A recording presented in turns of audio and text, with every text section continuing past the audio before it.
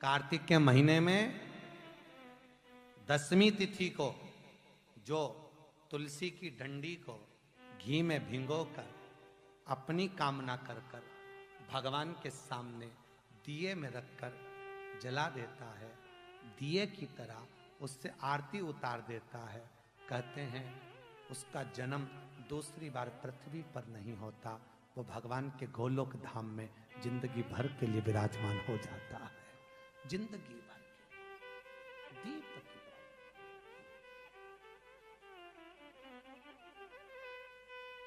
विष्णु पुराण किस किसने सुनी है?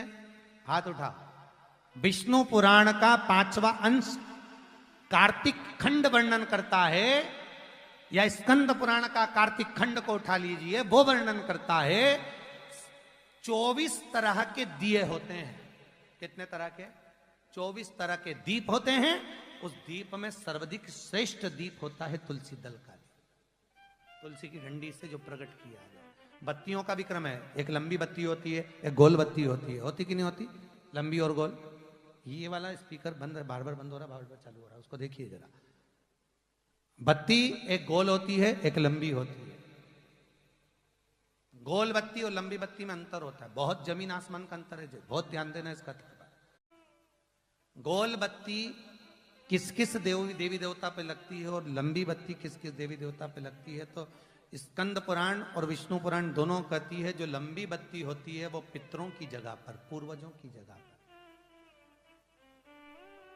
पूर्वजों की जगह पर, बड़ के पेड़ के नीचे, पीपल के पेड़ के नीचे लंबी बत्ती का प्रमाण है।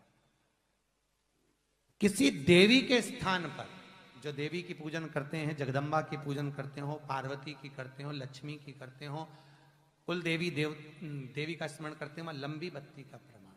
और जो गोल बत्ती होती है वो गोल बत्ती का प्रमाण किसी हनुमान मंदिर, राम मंदिर, शिव मंदिर, जितने देवताओं के मंदिर हैं वहां पर गोल बत्ती का प्रमाण। लंबी बत्ती देवी के स्थान पर इसलिए जलाई जाती है क्योंकि देवी वंश की और लक्ष्मी की वृद्धि करती है, तो लक्ष्मी और वंश बड़ा होना चाहिए, लंबा होना चाहिए। और देवता के सामने गोल बत्ती इसलिए लगाई जाती है कि हमारा मन, ये चित्त, ये वृत्ति आपके चरणों में टिकी रहे और एक दिन हम भी वैकुंठ का वास करें, इसलिए गोल बत्ती लगाई जाती है। एक सहस्त्र बत्ती होती है, करें दर्शन कभी?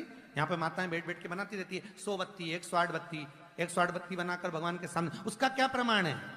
कौन से पुराण में लिखा है कि 108 और सहस्त्रावली बत्ती लगाई जाए?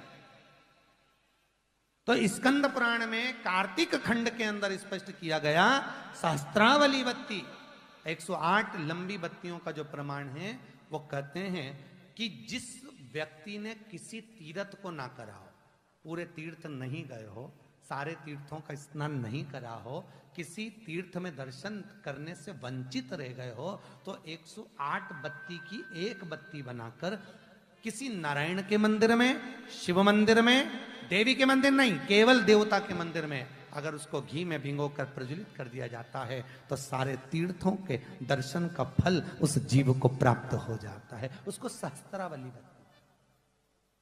निर्धारित करना कि हम कार्तिक के जो 7 नियम है, कार्तिक के महीने के जो 7 नियम बताए गए हैं, कम से कम हम 7 नियम में से एक नियम ऐसा पकड़ें जिससे हमारा जीवन सार्थक हो जाए।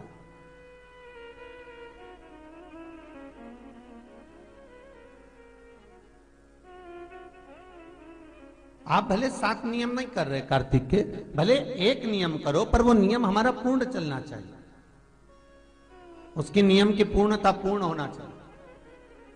आपको कहा था कार्तिक के 7 नियम हैं, उसमें पहला दीपदान, दूसरा तुलसी पूजन, तीसरा भूमि पर शयन, चौथा शरीर पर तेल नहीं लगाना, पांचवा सुंदर दलहन चीजों का त्याग करना, और छठा ब्रह्मचार्य व्रत का पालन करना, और 7वां अपने जीवन में कार्तिक के महीने में चाहे वाणी का संयम हो, चाहे भोजन का संयम हो, चाहे शब्दों का संयम हो, चाहे दृष्टि का संयम हो, चाहे इंद्रियों का संयम हो, वो संयम रखें।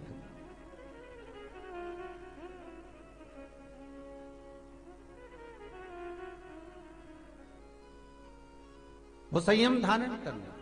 अब हमें ये ज्ञात करना है कि 7 नियम जो कार्तिक के महीने के होते हैं, कार्तिक महात्म में जो 7 नियम बताए गए होते हैं, इन 7 नियम में से कोई एक नियम हम हमारी जिंदगी में उतार लें, कोई एक नियम हम हमारे जीवन में उतार लें, जिस नियम के बल पर हमें परमात्मा का साक्षीकरण हो जाए।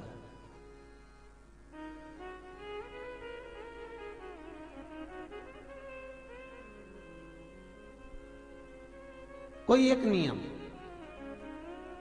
अगर आप दीप दान कर रहे हो कार्तिक के महीने में, प्रतिदिन आपने 1 महीने तक दीप दान करा महाराज, तो ये भी आपका एक नियम है। 1 महीने तक आपने जो तुलसी में जल चढ़ाया, ये भी आपका नियम है। आपने अगर वाणी पर संयम रखा है, ये भी आपका नियम। महाराज